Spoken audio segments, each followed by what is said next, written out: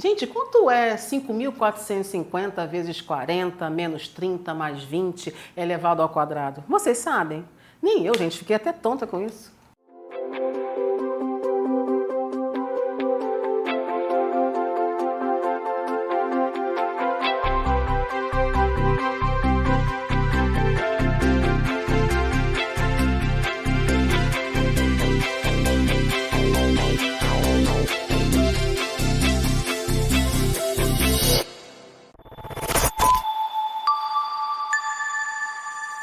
Nosso convidado de hoje é o psicólogo Damião Silva, especialista em superdotação.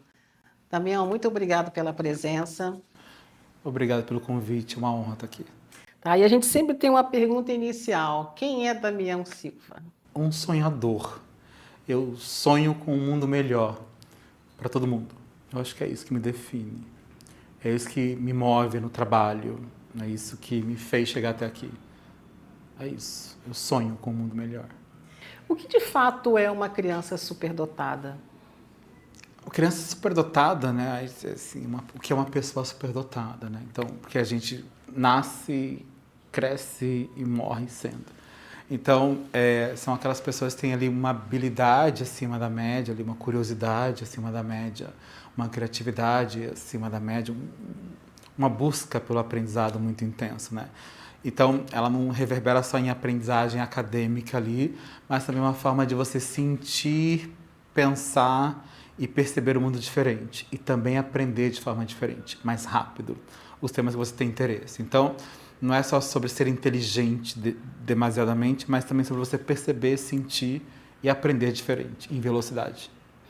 E tem alguns mitos em relação à superdotação? Vários, né? Então, assim, a gente está falando de uma condição que ela é estudada há mais de 200 anos.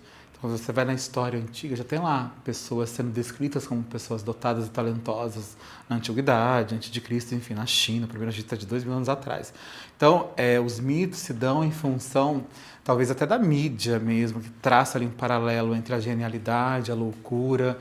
Então, isso é o que permeia, né? Então, quando você vai pensar em superdotados, você vai pensar em filmes, você vai pensar em Rain Man, você vai pensar em séries de sucesso como Young Sheldon, como The Big Bang, mas ali é um pedacinho, né? Porque é uma condição muito heterogênea. Então, você conhece um superdotado e não todos. Então, o principal mito é que são pessoas que não precisam de suporte para nada, que aprendem tudo sozinho, como se nós fôssemos uma batata ali que você joga ali no solo e vai. Então, sem o suporte, sem o afeto, o cuidado necessário.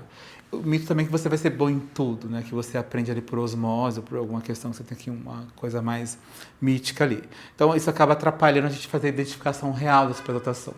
Então, quando eu falo, eu prefiro essa pergunta do ponto de vista, o que não é ser superdotado, né? Então, assim, não é aquela pessoa que vai tirar 10 em tudo, não é essa a ideia.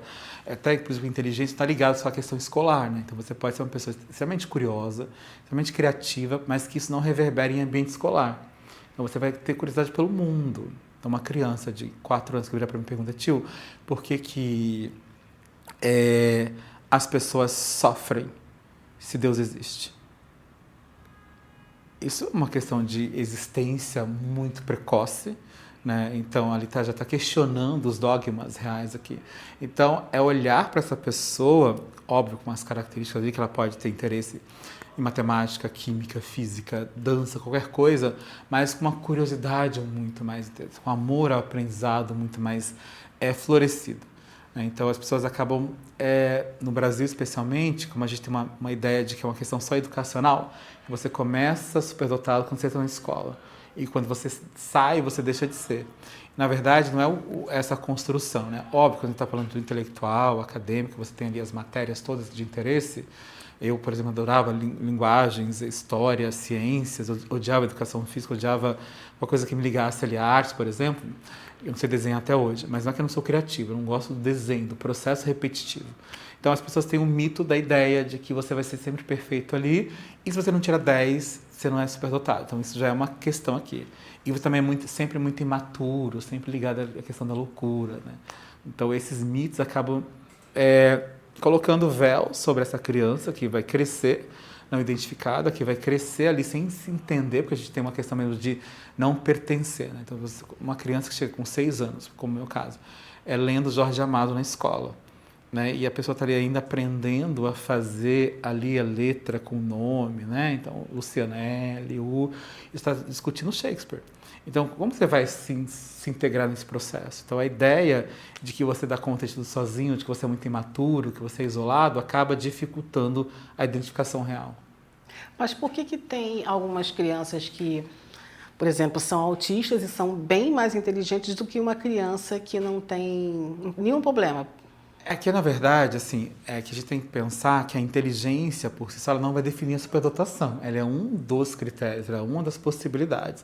E você pode ter crianças autistas superdotadas também, que a gente vai chamar de dupla excepcionalidade, né? Então, a gente vai pensar no espectro de inteligência ali, a maioria das pessoas autistas estão dentro do transtorno da questão intelectual. E o que acontece? Uma pequena parcela dos autistas, em torno de 2%, são pessoas dotadas também, superdotadas. Então existe uma confusão, né? Porque você pode ter superdotação sim, e qualquer outro transtorno do neurodesenvolvimento, por exemplo. Você pode ter superdotação em TDAH, você pode ter superdotação em autismo, você pode ter superdotação em dislexia, superdotação em disgrafia, superdotação e transtorno de personalidade, superdotação e bipolaridade, por exemplo. Então, são duas condições aqui. Então, uma não vai anular a outra, mas tem que ficar claro que a superdotação é uma condição única, que ela acontece sozinha, nem que você tenha qualquer outro transtorno ali junto. Mas pode acontecer. E como é que o professor consegue observar essa diferença desse aluno? O professor, assim, eu acho que a gente está, no Brasil, a gente caminha a passos de formiga sem vontade na questão da superdotação. Porque nós somos público de educação especial, nós estamos lá desde a política pública quando foi lançada, desde a LDB a gente já está lá. Mas a grande questão é que os professores não foram formados para, né? Então existe no Brasil a ideia de que o professor é quem vai identificar, ali a partir da nossa teoria dos 3 anéis, mas o professor não sabe avaliar a criatividade, o professor não sabe avaliar a habilidade acima da média, qualquer área do conhecimento ali, muito, né, na dele. Por exemplo, sou biólogo, eu sei fazer biologia aqui, se eu fosse pensar. E aí, o professor ele vai olhar, por isso que o mito, a gente vai falar dos mitos, sim, a gente liga de novo à escola, né? Então, os pais vão perceber primeiro, os primeiros sinais são sempre ali com os pais, que assim, é uma criança que fala muito bem, assim, muito curiosa, muito porquê. Vai tomar banho, Vinícius, por quê? Vai dormir, Vinícius, não quero, por quê? Faz isso, não quero. Então, começa a ter interesse ali por temas muito fora da curva, né? Então, a criança quer entender por que o rio não tem ondas e o mar tem onda aos 3 anos. Não é esperado. Então, às vezes, muito passa desapercebido do professor, porque se ele não está observando esses detalhes ali e acha, e eu tenho visto isso em muitas pesquisas, que isso vai passar, que é só um sinalzinho ali que ele vai acompanhar o grupo, né? Então, os pais percebem primeiro. Então, aquelas crianças que perguntam demais, são muito curiosas, na escola às vezes atrapalha, elas são mal vistas. Então, os primeiros sinais da superdotação, que é uma curiosidade elevada, você perguntar demais, é mal visto. E aí, se eu não entendo que a condição, a base, se eu não sou curioso, se eu não pergunto, eu não tenho aqui uma questão de ser superdotado. Então, o professor acho que tem que olhar para assim, aquela criança está fazendo perguntas ali, que não é para faixa etária, que está muito curiosa, né? E que faz associações. Então, você está falando agora, por exemplo, a gente teve agora, né, o Dia da Independência, que foi ali a independência do Brasil. Aí ele comentava, mas quem fez a independência do Brasil? Quem que era a mulher de Dom Pedro II, que era prima da imperatriz do Império? Então ele vai começar a fazer associações aqui. Às vezes o professor não consegue dar conta de perceber isso, e começa a perceber, por isso são rotulados de pessoas que são muito questionadoras, então são mal educada, ou não tem limites, então é só uma intensidade, uma curiosidade. Você imagina você, aos 6 anos, querendo entender o porquê que nós temos uma ligação com a imperatriz do Império Austro-Húngaro, e aí você, não é agora, é só daqui 5 anos. Você vai ficar... Criança não consegue conter impulsos, né? Controle inibitório. Então, assim, eu acho que o professor tem que observar mesmo. Pega uma criança muito curiosa, que pergunta demais, isso é um excelente sinal. E não é que ele está querendo competir com, né? Esse dia mesmo aqui no Rio, uma escola da Barra, um garoto, eu estava observando ele em sala para avaliar, e tinha 6 anos. E aí, a professora estava lá, escola bem cara, inclusive, escrevendo no quadro, escreveu assim, ela errou por algum motivo, a gente sabe que o professor está bem cansado, né? Então, assim, já era sexta-feira, eu já queria ir ali uma sobrecarga enorme, ela foi escrever sexta-feira errada, ela escreveu sexta com C. Hoje é sexta-feira, né? E aquela criança, ninguém tinha percebido, mas ele percebeu. Falei, professora, onde vai ser o piquenique hoje? Porque ele olhou ali, cesta, com C. Quantas frutas cabem nessa cesta? Professor, ele começou. E a professora começou irritadíssima. Para fora, Pedrinho. Não é Pedrinho, tá, gente? E aí, eu não intervi, né? Fiquei só observando. E depois eu só apontei, professora. Ela viu assim, ela ficou desolada.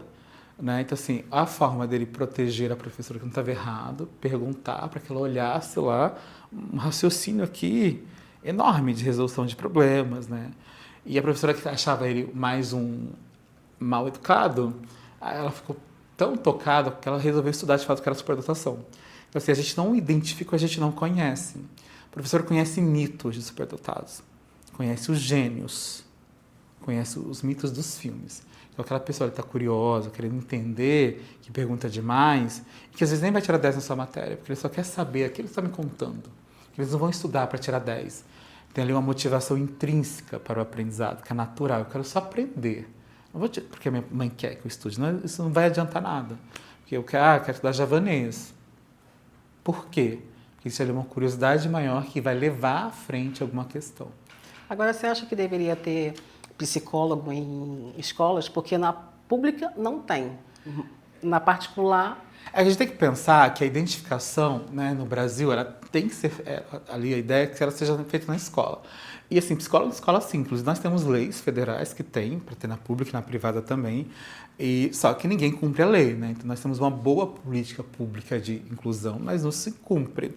E sim, faz sentido, mas não é para você fazer terapia ali, é para você manejar algumas questões. Mas, de novo, não adianta a gente ter lá pessoas que estão se formando errado do que é a superdotação, seja ele médico, psicólogo, juiz, promotor, qualquer coisa.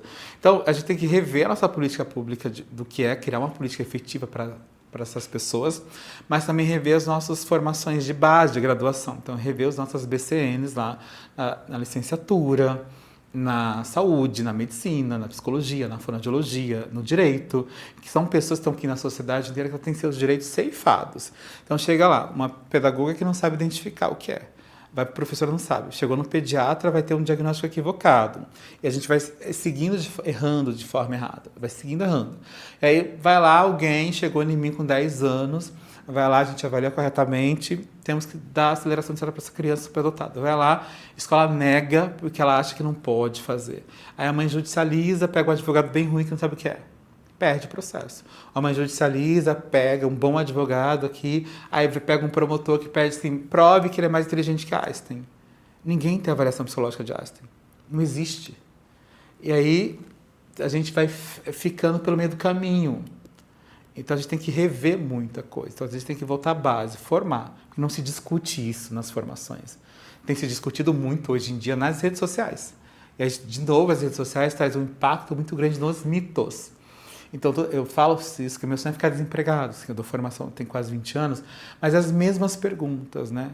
A pergunta que ele sabe, a gente senta lá, a mesma pergunta, há 20 anos. E aí, eu não conheço nada, é um tema novo, são quase 200 anos, né? Então, falta a gente, de fato, pensar em como a gente tem que reformular isso. Porque a gente está falando de, hoje, o universo da idade escolar, no Brasil, de 4,5 milhões de superdotados. A gente tem hoje 45 mil cadastrados. Então, a gente errou de alguma forma. Essas pessoas aí com diagnósticos equivocados, de autismo, de TDAH ou de outro transtorno, né? Ou simplesmente passando e sobrevivendo e adoecendo. Esses 45 mil, eles são mais ou menos o quê? Na parte da matemática? Não, a gente não dá para a gente pensar, né? Porque aqui é o MEC que faz o cadastro, então a gente não pode, assim, matemática, a gente não faz nem a identificação. Imagina você fazer uma triagem para que talento, para que área essa pessoa tem, né? Então, a gente está falando de pessoas que podem ser intelectuais, acadêmicas, criativas, que podem gostar de matemática, de química, de física, de esporte, de dança, de liderança. Então, a gente não tem ainda. Mas a gente, no Brasil, tem, sim, um olhar mais voltado para as questões intelectuais acadêmicas, né? Então, um intelectual ali, o QI mais elevado, ou que tem um domínio maior sobre alguma disciplina. Mas a gente também não consegue mensurar qual ali a área que vai. Então, agora, tem muita Olimpíada, né, de matemática. O que eu fico realmente surpresa É assim, o cara vai lá e fala assim, fulano, quanto é, sei lá, 3.500 vezes 400 menos 10 menos 30 dividido não sei o quê. Gente, como que essa criança consegue fazer esse cálculo assim, que eu que sou eu? Se perguntar quanto para mim 2 mais 2 eu ainda vou pensar?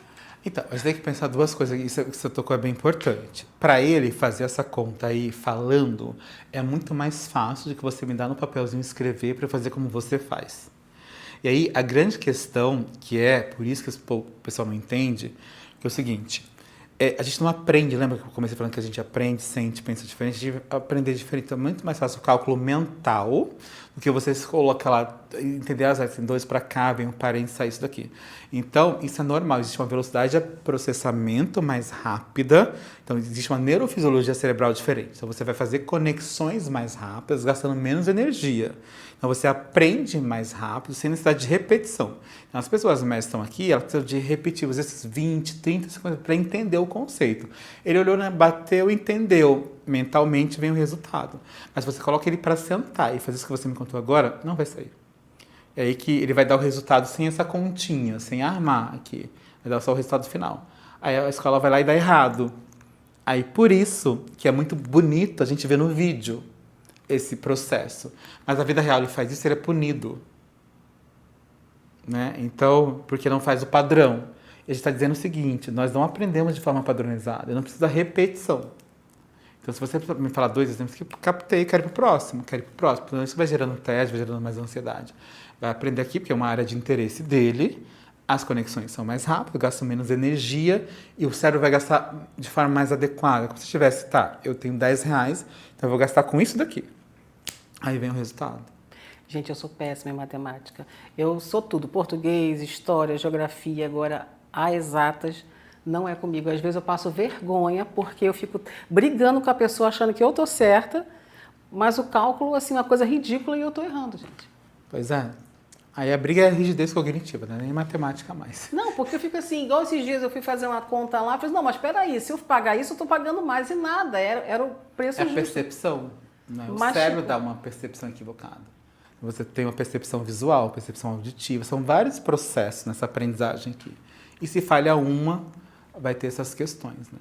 Gente, agora como é que o pai e a mãe podem fazer essa avaliação para saber se o filho é ou não é? Então, aí tem que buscar profissionais especializados, né, no Brasil. Então, sempre a recomendação é começar por um bom neuropsicólogo, um bom psicólogo ali que entenda desenvolvimento humano típico, ou seja, o que está nos marcadores esperados para aquela idade, mas também que entenda o que está fora da curva, para mais ou para menos. E também que compreenda o que é a superdotação. E aí fazer uma boa avaliação começa, aí ele vai direcionar quais são os outros suportes, porque não é um diagnóstico médico, nosológico, então não estamos lá no CID-11, não é sempre assim, se você sofre por mais de 6 meses, se você é mais inteligente aqui, tá lá. Então não é um diagnóstico nosológico, né? Então você começa com um bom neuropsicólogo que entenda e ele vai direcionando que precisa de pedagogo, vem para cá, precisa de psicopedagogo, vai para cá. Tem 2Z aqui, né? A dupla excepcionalidade. Então, vamos procurar um neuropediatra também. Então tem que pensar nisso. Agora, a criança que é superdotada na escola, como que fica ela lá? Ela se sente superior que a outra? Isso é mais mito, né? Porque ninguém se sente superior. Geralmente, as pessoas superdotadas elas têm até uma autoestima um pouco aqui menor, porque são muito perfeccionistas, né? Então, essa ideia de que são pessoas petulantes, pedantes aqui, é muito, de novo, mito, né? Na escola, muitas vezes ela nem é atendida. Então, eu tô lá, aí eu tenho lá, fiz uma aula de 50 minutos, aí a criança terminou isso em 5 minutos. Ela tem 45 minutos ali de tédio, de vazio. Aí desenha, vem pra cá, vai bate um amigo, vem pra cá, começa a ficar irritado. Isso vai gerando estresse, né? Então, não, gente, não é bom. Se a escola não atende direito, então não tem você ser petulante. Mas muitas vezes as pessoas acabam olhando ali. Então, fez aquela conta que você falou, uau, ele acertou. Aí as pessoas começam a ver dessa forma. Mas a gente não consegue ver esse espelhamento aqui de uau, que bom. Né? Porque existe um perfeccionismo ali, uma autocobrança, uma autocrítica muito intensa. Então, geralmente, eu já peguei uma paciente de Campos de Goytacazes. Não é Campos, meu gente, esqueci os campos que é. Mas acho que é Campos mesmo, né? E aí, é que vocês chamam campus, né? E aí o que acontece? Ela estava lá super, assim, ela passou em várias universidades do Brasil, várias. E aí, conceito, assim, entre os 3 primeiros e vários cursos, você foi bem e não fui.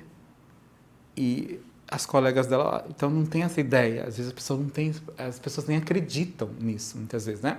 Adulto mesmo, quando a gente faz a identificação tardia, existe uma culpa enorme que também tem a ideia do mito de você produzir e salvar o mundo. Então, se o superdotado não criou a cura da diabetes, que ele não fez ali uma moeda que vai salvar, que vai virar água, não é? Então, essa ideia também dos gênios, né? Que todo mundo é gênio, do Einstein, do Van Gogh ou de outros qualquer, também acaba impactando essa percepção. Então, às vezes, você nem acredita naquilo que você faz, porque também é uma régua muito alta. Então, essa ideia de que a gente se sente superior é mito. Mas essa criança que está, por exemplo, superdotada no 6º ano, no 5º, ela pode pular de série ou não? Pode, se for o perfil, né? Tem que pensar que nem todo... É um direito, aceleração de série, que a gente chama de aceleração de série. Ela é um direito, mas nem todo superdotado vai ter uso desse direito. Então tem que ter um perfil aqui. Então tem que pensar que os perfis são os perfis mais intelectuais e mais acadêmicos. Se sou uma pessoa extremamente criativa, não faz sentido eu saltar anos, né? Pular, avançar, acelerar. Então tem que ser o perfil de domínio aqui, de aprendizagem aqui, é o perfil acadêmico, intelectual. Se eu sou só em artes, por exemplo, a gente faz enriquecimento curricular em artes, né? E é só que tem que se pensar no perfil. É um direito e é a medida pedagógica mais pesquisada há quase 100 anos e é a que é mais negada no Brasil. Então, nós temos só 3 direitos básicos aqui no Brasil, que são direitos educacionais, que é aceleração de série, série, plano de educação individualizado e sala de recursos para a gente enriquecer as habilidades. Não tem isso. Então, o que tem é negado. E para se conseguir, os pais muitas vezes têm que investir em processos jurídicos aqui, bons advogados, né? Aí quando você acha ainda alguém que saiba avaliar, então tem um sofrimento enorme. Você primeiro precisa avaliar. Achar alguém para avaliar no Brasil hoje, bem, porque as pessoas não estudaram isso, então dificulta ainda mais. E aí avaliou. A escola até entender que precisa, você tem um processo de sofrimento muito grande, né? Então tem direitos, mas é um dos direitos mais negados para... Mas essa criança pode, sei lá, com 13 anos ir para uma faculdade ou aqui não tem isso? De novo, pode, está previsto na legislação, está previsto na Constituição, desde 88. Mas aí você ter acesso a um direito que é seu, você precisa batalhar por isso. Então, por isso a minha, vamos falando do sonho, é que todo mundo viva bem sendo quem você é. E aqui não, a gente tem uma cultura que você vai cerceando direitos, você vai limitando direitos. Então, está lá na Constituição, qualquer pessoa tem que estar no seu alto nível de ensino de acordo com a sua capacidade. E não diz que tem que ter 5 anos, 15, 20. Ou você tem que pensar, né, proporcionalmente, aqui a questão da evolução, tem que pensar que eu não posso colocar uma criança de 5 anos numa faculdade. Não, mas assim, de novo, de 13 pode, como eu tenho pacientes aqui, mas não no Brasil, né, que estão estudando fora. Estados Unidos, Espanha, Inglaterra, Portugal. Então, nossas pessoas, elas são captadas por esses países aqui que investem mais, né? Inclusive, Colômbia está atendendo muito bem, México está atendendo bem, El Salvador. Então, tem coisas a serem feitas, né? Mas aqui no Brasil tudo vira notícia. Aí um consegue, porque a mãe, né, um acesso, a família tem um acesso, mas não. Então hoje agora teve, inclusive, agora um caso em Santa Catarina, em Florianópolis, que os pais se uniram para fazer um grupo, criar uma escola, estão lá criando, fizeram um grande evento na universidade, lá, o DESC, eu até falo assim, o DESC, porque vocês estão sabendo disso, e aí ele tem um acesso ao enriquecimento curricular, então, estava no 6º ano, se não me engano, aqui alguma coisa assim, fundamental, e foi fazer história na universidade, porque era de interesse dele, de domínio. Aí a professora de educação inclusiva muito fofa fez o que está previsto na legislação, enriquecimento curricular, no seu alto nível lá. Aí ele frequentou 3 dias, teve um motim, de lá ele teve que sair desse enriquecimento. Aí quem paga aqui o impacto de vida, de existência dessa criança? Mais uma vez, tirado ali do seu lugar. Então, por isso tem que pensar, a lei está ali, mas não se cumpre.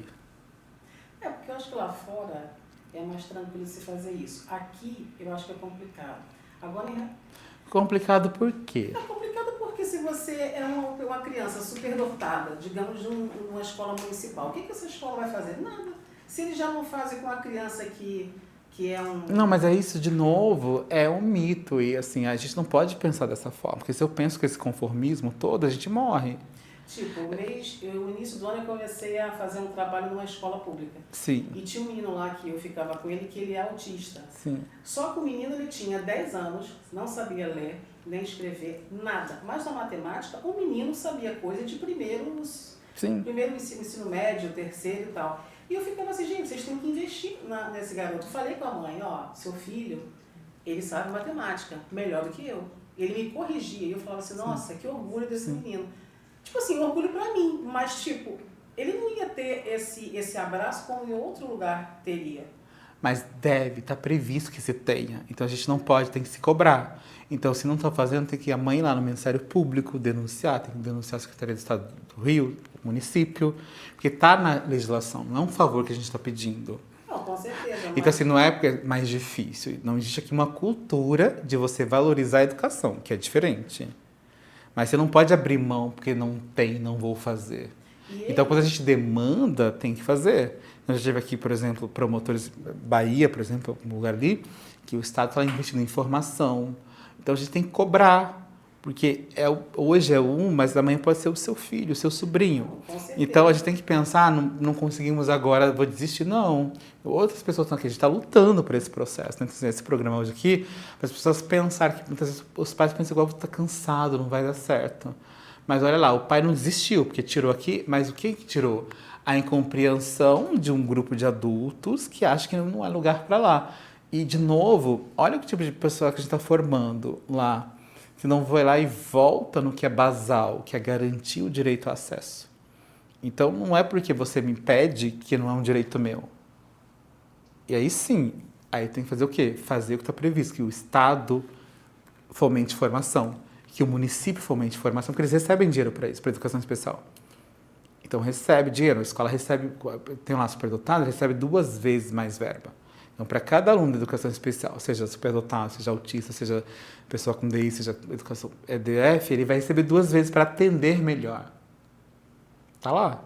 Investe em formação adequada? Não, porque eu vejo assim falando de palitinho, de desenho aqui. Então, tá ali, precisa melhor gerir os recursos e formação mais adequada. E a privada também tem, porque quando o Estado cede para que ela funcione, ela tem a obrigação de seguir a mesmíssima legislação.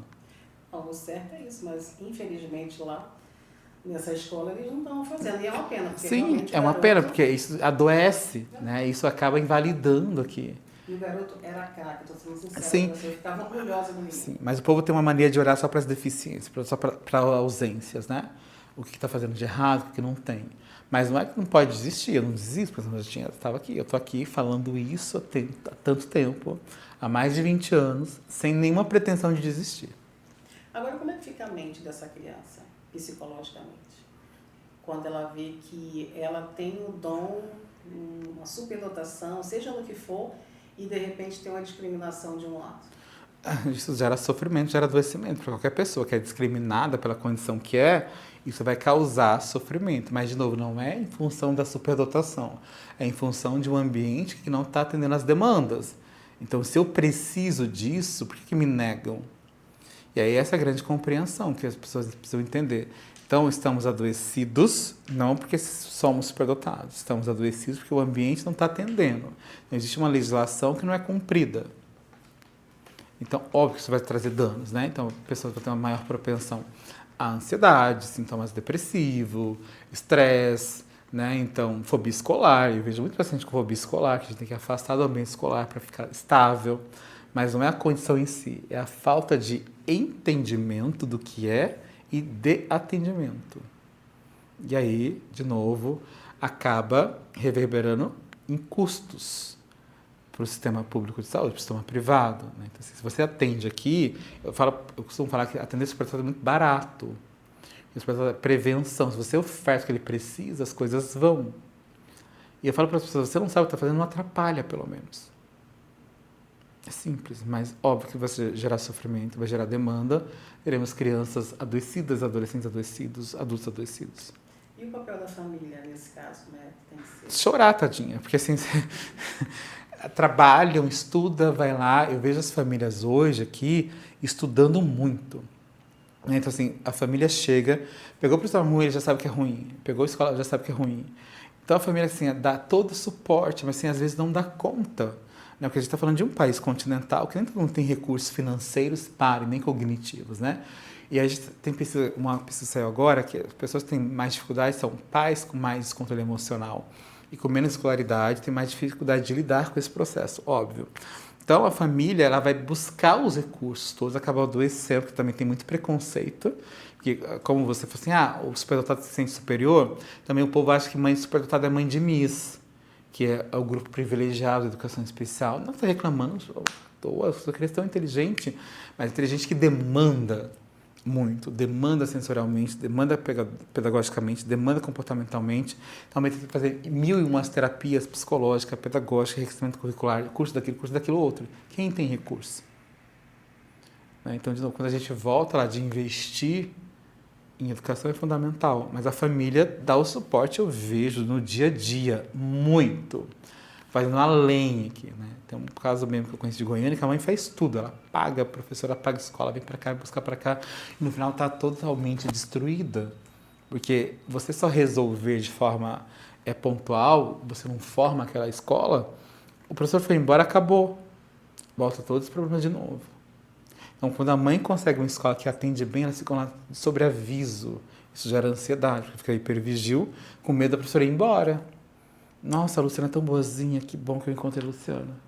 Ai, mas só até dezembro, ela já começa a sofrer em março. Quem fica saudável dessa forma? Ninguém. E aí a mãe cobra a escola fala que é muito errada, aí fica todo mundo fugindo aqui, e aquela criança ali sofrendo. Agora, a superdotação, ela tem idade para começar ou, de repente, um adulto de 30? Não é que começou com 30, descobrir. Já estava, mas não foi identificado, né? Como tem marcadores biológicos importantes na inteligência, mas se você não foi estimulado, se você não foi observado, pode sim, você seja identificado, não que surgiu aos 30. Tem que ficar bem claro isso. Então, você vai olhar ali na sua avaliação, você vai investigar, os sinais já estavam lá, curiosidade, criatividade, intensidade, sensibilidade, né? Então tá ali. O que veio a descoberta tardia. E aí também é mais doloroso ainda, porque assim, como poderia ter sido se fosse? A gente começa a imaginar como poderia ter sido, né? Aí tem uma dificuldade imensa de você aceitar. Por exemplo, essa criança que é superdotada, você acha que também os pais ficam pressionando demais e essa criança acaba ficando sobrecarregada? Então, de novo, tem pais e pais. Tem pais que vão fazer isso, tem pais que não. Então, de novo, a gente não pode generalizar. Então, ouvi casos aqui que eu pensei, nossa, vai ser minha poupança, vai ser minha aposentadoria, isso é pesado. Mas tem pais que não quero que ele sofra por causa disso e disso aqui. Então, tem pais e pais, mas não é uma constante de pressionar, porque os pais nem sabem lidar muitas vezes com isso. Então, a própria pessoa, ela já tem ali um perfeito muito dela, que é natural, que é um traço de personalidade aqui, que ela se cobra demasiadamente também. Também tem uma tendência a querer agradar demais as pessoas, que têm expectativas, e isso pode acontecer. Muitas vezes os pais também não sabem que você precisa elogiar o processo daquela criança e não o resultado final. Então, se você elogia, nossa, que copo lindo que você fez, ele vai entender que ele só é amado se ele fizer um copo bonito. Olha, Luciana, que bom, não ficou tão bonito, mas você se esforçou para. Então, você inverte a lógica do processo. Então, eu posso errar, não posso ser perfeito, mas você continua me amando. Então, você tem aí, de novo, é psicologia pura, se você entende o produto final, aí você pode sim condicionar essa criança a querer entregar sempre a perfeição. E aí vai dar errado. Então, de novo, olha como é difícil você também ser pai. Você precisa aprender ser pai, você precisa aprender como lidar com aquilo. Você precisa aprender, porque assim, eles questionam demais, são muito argumentativos, têm resposta para tudo. Mas você não vai fazer isso por quê? É isso. Mas isso fez aqui, porque aconteceu isso aqui, isso veio aqui, aos 4 anos. Então não é só sim, não. Tem que ter repertório também. Aí, às vezes os pais estão ali no nível de estresse elevado, aí acaba reforçando alguns comportamentos. Né? Então não é naturalmente eu exijo de você. Aqui, sem você dizer uma palavra, você vai aqui, uau, que bonito. Pronto, ele percebeu aqui, porque eles pegam, captam tudo no ambiente, tudo. Então você olhou bonitinho aqui, é isso que meu pai gosta. Eu vou tentar sempre fazer o melhor copo. Agora, hoje em dia, as crianças estão muito é exposta na internet e anteriormente não tinha essa exposição. Então, a criança que de repente pode ser superdotada, o pai e a mãe vai expor na internet. Você acha que isso também pode atrapalhar? Mas o povo não se punha na internet antes, mas se punha na TV, né? Então, se a gente pegar aqui os grandes casos famosos que foram lá, Michael Jackson, por exemplo, a Deborah Blunt, assim, a exposição ela sempre existe. Então, se você volta de novo na história, nos jornais da época, ali nos filmes, também já estavam lá. Hoje a exposição é diferente, né? Mas eu acho que a internet é mais pesada, né? Não, de novo, não é pesado. Assim, o esforço que você vai ser exposto aqui, imagina uma criança que vai lá ser macaquinho de programa de auditório. É a mesma. Porque assim, o trauma não é a fonte, não é internet, TV, rádio. É a exposição quando você não está preparado para aquilo. Né? Então você acaba criando uma persona que não existe, então você se fia muito no que você sabe fazer, não no que você sente. Então eu tenho paciente agora de 40 anos, assim, mas assim, eu não percebo que eu tenho dificuldade nenhuma, assim, ele não tem nenhum amigo, não tem, não faz nada, mas ele sabe tudo. Aí tipo, ele me via, quem é você? Assim, ele desabou o choro aqui. Então assim, não importa que hoje existe o que você tem essa impressão que é mais, né? Mas os traumas, se for uma exposição, essa conta você me pediu aqui para fazer lá. Aí a tia pede para ele fazer na frente de duas pessoas, também está expondo. Ah, você fala inglês de verdade? Fala para mim isso. Ah, você faz isso? A exposição, não importa o volume, importa quando você se sente desconfortável com isso. Então, não é a ideia da intensidade aqui, é a forma. Então, você pode me expor aqui, eu vou ficar muito chateado com isso, vai me traumatizar. Então, pode estar no Instagram, no Facebook, enfim, onde for que seja. Se eu estou bem com isso, ok. Mas se eu estou mal com essa condição, eu vou me esconder aqui atrás da cortina para uma pessoa. Então, gente, parem de fazer perguntinhas como se fosse macaquinho de circo. Ninguém está querendo mostrar nada para vocês. Essa é a ideia. Agora, o que você diria para um pai ou uma mãe que está descobrindo que seu filho é superdotado e não sabe por onde começar? Respira, vai dar tudo quase errado de forma imediata. Mas assim, busque informação, busque boas referências, aprenda sobre o seu filho, não compare seu filho com o outro. E vai ser uma viagem diferente. Você tinha planejado aí para passar as férias no Polo Sul e você está chegando ali agora no deserto do Saara, com muita roupa de frio, sem nenhuma condição de ver no deserto, você vai ter que se adaptar. Então, assim, é estudar, respirar. E pai e mãe, intuitivamente, acaba protegendo de alguma maneira. Vai ser ileso do sofrimento? Não, porque é inerente à espécie humana. Mas estudem, eu acho que esse é o grande segredo. E não ficar pulando de intervenção em intervenção, seguir o que precisa, seguir ali um plano. Mas o que vai, de fato, trazer segurança é você compreender o seu filho. Você conhece um superdotado, você não conhece todos. Então, o seu filho o da vizinha mas totalmente diferente. Eu posso ter o mesmo número de QI, 130, você 130, a gente vai ser pessoas totalmente diferentes. Mas você acha que esse pai, em vez de exibir o filho, ele poderia deixar o filhinho naquela bolha, assim, para proteger? Mas essa ideia de exibir, de proteger, os pais não fazem isso. A gente pode ter essa ideia que eles querem exibir. Muitas vezes os pais não sabem, os pais nem contam. Isso é chão de clínica, os pais nem sabem como contar. Os pais não conseguem contar para a mãe, para a avó, que vai ser julgado, que acha que está sendo... Não, isso é só questão de má educação. Mas essa ideia de expor é muito pouco. Essa ideia, assim, é muito mais sofrimento do que brinde. É muito mais sofrimento. Assim, essa ideia de exposição que o pai comemora, são pouquíssimos que fazem isso. Pouquíssimos. Pouquíssimos. O que existe é uma incompreensão enorme, mais sofrimento. Então, o pai e mãe, a gente orienta, mas eles vão tomar a decisão que forem, né? E muitos disso, eu afirmo com certeza, 95%, 97%, eles querem proteger.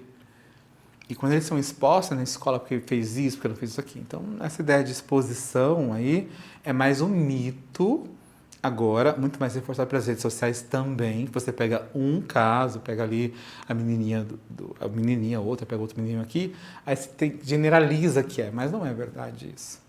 O sofrimento é muito maior e muito sozinhos, né? Dias eu fiz um post no Instagram que eu tô falando sobre, assim, eu acho que teve mais de 500 mil de visualizações, porque essa ideia mesmo, eu estou sozinha. Não preciso contar para a madrinha dele, porque a madrinha acha que eu sou mal, que eu não educo ele direito. Então é muito sofrido a maternagem de pessoas dotadas e talentosas. Então, pais, respirem, vai dar certo. Busquem os iguais de vocês e procurem ajuda. E qual a mensagem que você dá para os professores quando encontrar aquela criança superdotada? Professor, eu sei que você também está sobrecarregado, né? A escola está sobrecarregada, mas eu também fui professor há muito tempo, parei de dar aula tem alguns anos, 13 anos. Então, nós sabemos o que fazer, nós sabemos ensinar. Então, a ideia é não julgue, não julgue a família, não julgue o aluno. Pergunte, sente, converse com essa criança, porque ela vai conseguir te explicar tudo que ela precisa.